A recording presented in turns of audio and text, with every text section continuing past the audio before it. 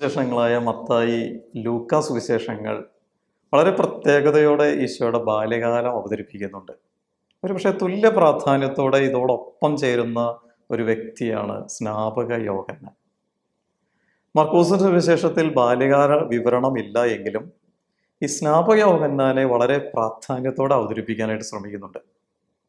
വഴിയൊരുക്കുന്നവനായിട്ടാണ് സ്നാപകനെ മർക്കോസിന്റെ സുവിശേഷം അവതരിപ്പിക്കുക. അതുകൊണ്ട് മർക്കോസിന് ശേഷം 1-ാം അധ്യായം 1-ാം വാക്യം തന്നെ എനിക്ക് മുമ്പ് എൻ്റെ ദൂതനെ ഞാൻ അയക്കും എന്നുള്ളത് തന്നെയാണ്. ഇത് തീർച്ചയായിട്ടും മലാക്കിയുടെ പ്രവചനത്തിൽ നിന്നാണ്. മലാക്കിയുടെ പുസ്തകം 3-ാം അധ്യായം 1, എനിക്ക് മുമ്പേ വഴിയൊരുക്കുവാൻ എൻ്റെ ദൂതനെ ഞാൻ അയക്കും. മലാക്കി അത് പ്രഖ്യാപിക്കുന്നത് കർത്താവിൻ്റെ ദിനം ആഗതമാകുന്നതിൻ്റെ പശ്ചാത്തലത്തിലാണ്. അവിടെ പ്രകാരം പറയുന്നുണ്ട്, നിങ്ങൾ തേടുന്ന കർത്താവ് ഉടൻ തന്നെ തൻ്റെ ആലയത്തിൽ വരും. മലാക്കി 3:2. അതിനർത്ഥം ഉടനെ തന്നെ ആഗതമാകുന്ന കർത്താവിൻ്റെ വിധിന്യായത്തിൻ്റെ ദിനം, അതിനുവേണ്ടി ജനത്തെ മാനസാന്തരത്തിലേക്ക് ഒരുക്കുക എന്നുള്ളതാണ് ഈ ദൂതൻ്റെ കടമ. ഇനി ആരാണ് ഈ ദൂതൻ? മലാക്കി ദൂതനെ പറ്റി പ്രഖ്യാപിക്കുമ്പോൾ തീർച്ചയായിട്ടും ആ ദൂതൻ ആരാണ് എന്നൊരു ചോദ്യമുണ്ട്. ആ ദൂതൻ ആരാന്നുള്ള ഉത്തരം മലാക്കി തന്നെ പറയുന്നു. മലാക്കി 4:5, അത് ഏലിയ പ്രവാചകനാണ്. മക്കളുടെ ഹൃദയം പിതാക്കന്മാരിലേക്കും പിതാക്കന്മാരുടെ ഹൃദയം മക്കളിലേക്കും തിരിക്കും.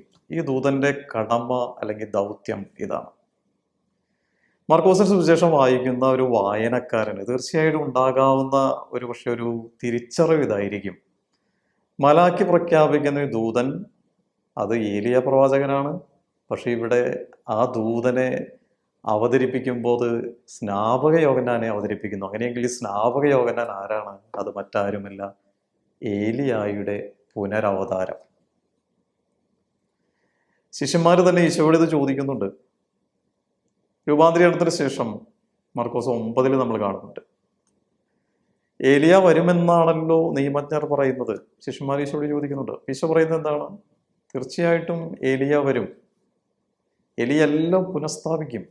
എന്നിട്ട് പറയാം, അത് ഏലിയ വന്നു കഴിഞ്ഞു, സ്നാപകൻ.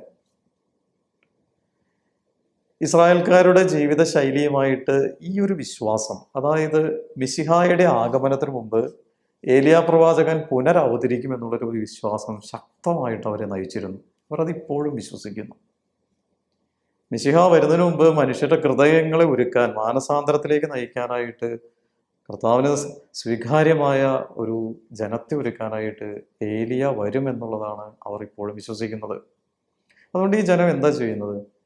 അവരുടെ ആഘോഷങ്ങളോടൊക്കെ അനുബന്ധിച്ച് ഏലിയായ്ക്ക് പ്രാധാന്യം കൊടുക്കുന്നുണ്ട്. ഉദാഹരണം, പെസഹ ആഘോഷങ്ങൾ.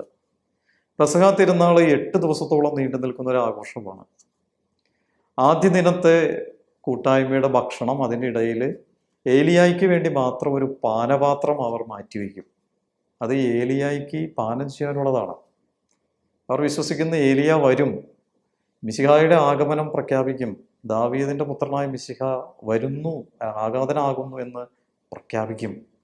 അതുകൊണ്ട് ഈ ആചാരാനുഷ്ഠാനത്തിന്റെ ഭാഗമായിട്ട് ഈ തിരുനാളവസരത്തിൽ ഒരു കുട്ടി വീടിന്റെ വാതിൽ തുറന്നിടുന്ന പരിപാടിയൊക്കെ ഉണ്ട്. ചടങ്ങിന്റെ ഭാഗമായിട്ട് ഏലിയ വന്നോ എന്ന് അന്വേഷിച്ച് ഏലിയ സ്വീകരിക്കാൻ വേണ്ടിയാണ്, തീക്ഷ്ണതയോടെ സന്തോഷത്തോടെ സ്വീകരിക്കാൻ വേണ്ടി.